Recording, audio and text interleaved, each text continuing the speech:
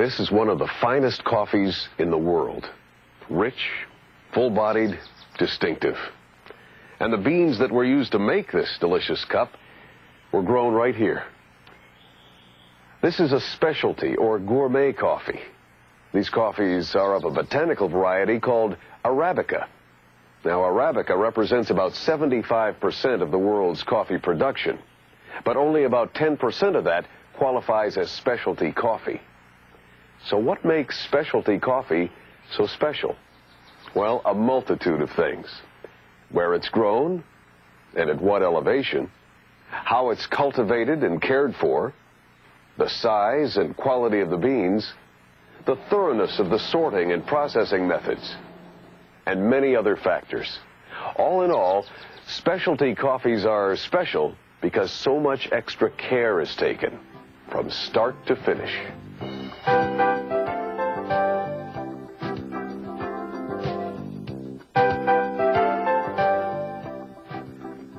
The coffee tree you see here actually isn't a tree at all. Scientifically speaking, it's classified as an evergreen shrub, native to northern Africa, with over 25 varieties growing in the wild.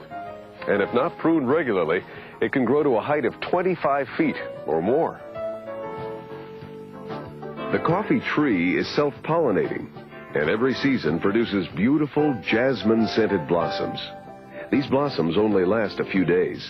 And when the petals fall away, tiny clusters of green berries appear. Over the course of the next 6 to 9 months, the cherries grow and change in color from green to yellow, and finally to a deep red when they've fully ripened. Inside the red cherry, there's a fruity pulp called mucilage. And inside that, usually 2 oval-shaped coffee beans. Now, on occasion, instead of 2 oval-shaped beans, there'll be 1 round bean called a pea berry. More on that later. Within the cherry, covering the actual beans, are 2 layers, an outer husk or membrane called parchment skin or pergamino, and a thin inner layer called silver skin. Well-cared-for coffee trees, like those you see here, can produce high-quality coffee for more than 25 years before they need to be replaced by a new crop of trees. Part of specialty coffee's unique taste comes from where it's grown. And one of the beauties of specialty coffee is the wide variety of taste characteristics you can experience. Soil, climatic conditions, cultivation, and how the cherries are harvested and processed may vary from country to country, and within a country from region to region.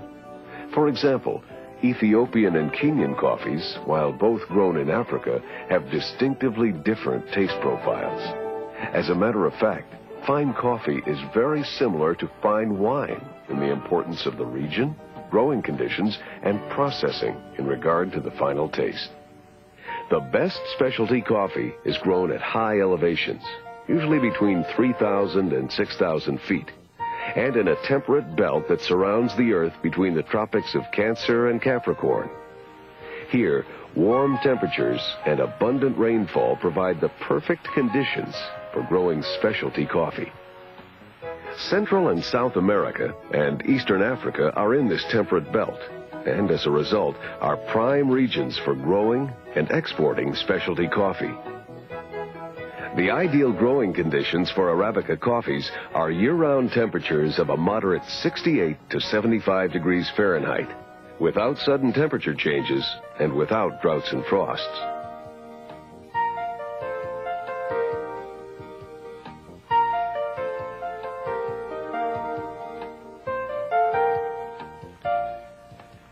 As you may have guessed, these trees didn't just happen to fall into neat symmetrical rows by some quirk of Mother Nature. No, they were planted this way, laboriously, as seedlings.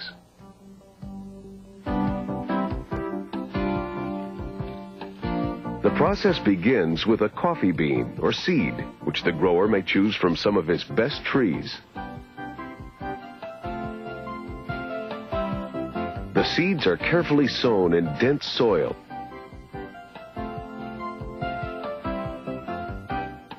And shaded. After the first leaves appear, they're transplanted to nursery beds, where they're allowed to grow for 6 to 18 months.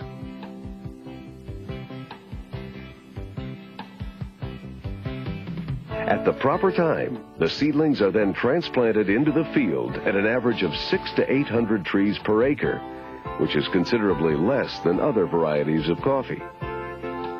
Once in the field, they must be protected from overexposure to sunlight. This can be done either by planting shade trees on flatter land or by planting on hillsides so the sun hits the trees only a few hours each day. In the approximately 5 years that pass before the first crop can be harvested, the trees are pampered in what is a very labor-intensive process. As you can see here, these trees are lovingly cared for. They're continually pruned, trimmed, and weeded. After all this time, when the cherries finally ripen and turn this beautiful rich red, it's time for harvesting. When to harvest is not always easy to predict. It depends on a region's rainfall and temperature. For example, if a region has one distinct rainy season, it usually produces one crop and one harvest per year. Regions with 2 distinct rainy seasons produce 2 harvests per year.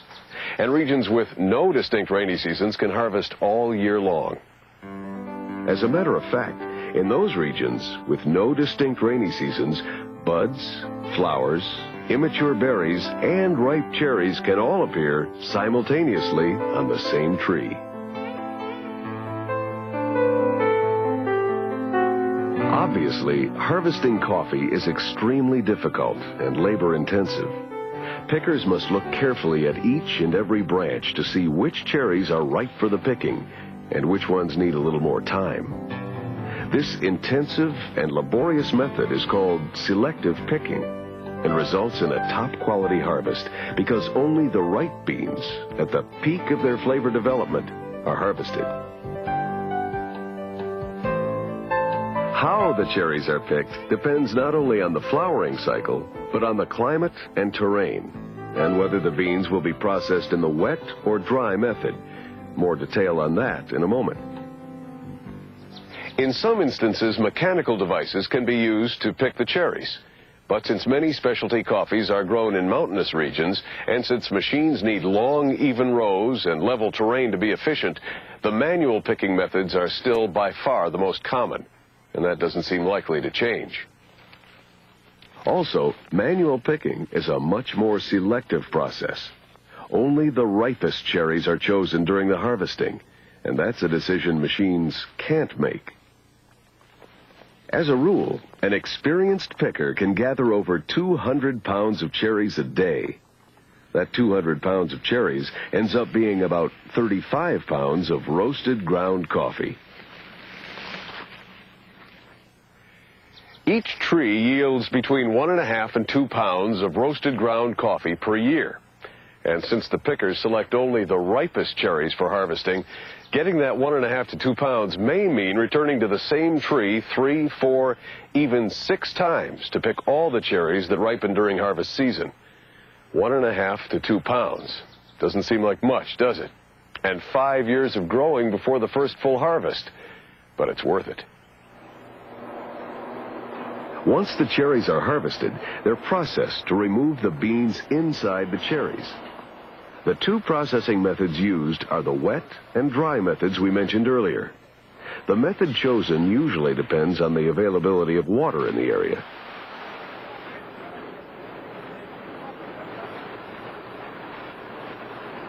Here, in the wet method, a machine breaks away the outer pulp to expose the parchment-covered beans.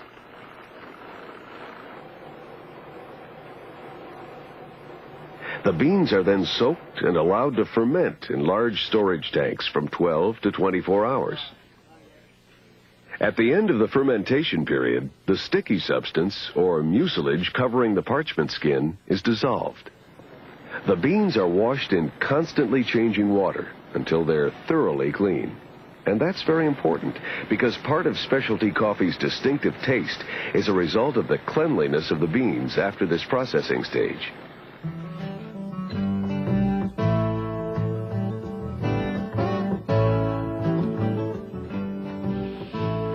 After the washing, the beans are dried, either by the sun, which takes 2 to 3 days,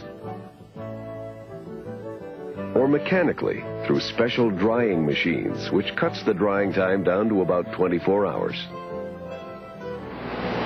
When the beans are completely dry, the parchment and silver skin are removed by processing the beans through the hulling machine back there. Now here's a bean with the parchment still attached. You can see even when it's removed, the thin, papery silver skin still remains. It's all nature's protection, but for a good cup of coffee, the roaster needs a clean bean. It's helpful to note here that the characteristics of washed coffee are clean flavor, greater acidity, and freedom from undesirable elements. The other commonly used method is the dry method and involves partially drying the cherries on the tree. After the partially dry cherries are harvested, they're spread out on large drying patios, turned frequently, and left to dry under the sun for a period of between 2 and 3 weeks. The beans are then processed through the husking and hulling machine to remove the dry cherry husk and the parchment and silver skin.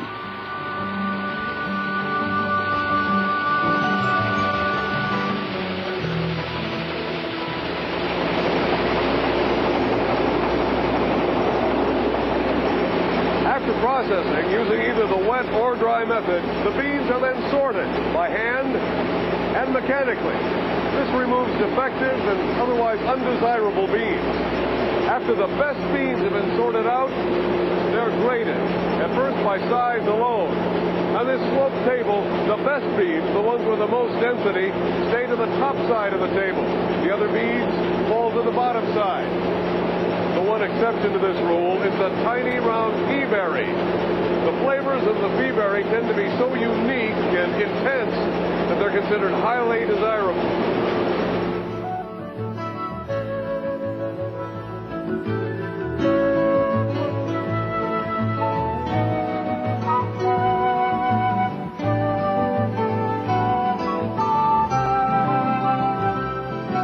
After they've been graded for size, they're then graded for taste. Samples from each batch of specialty beans are roasted and ground for this important test, the cupping.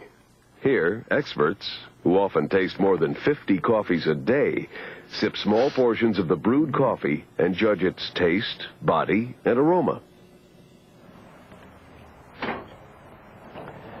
At this point, the graded and bagged beans are ready to be shipped.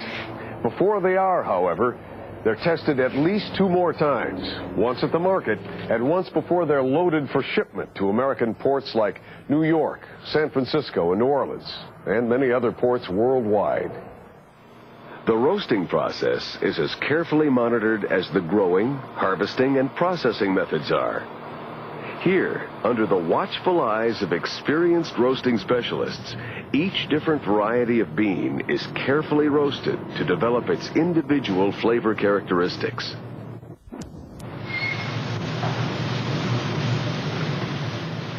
The coffee you consume today is the result of years of research and refinement.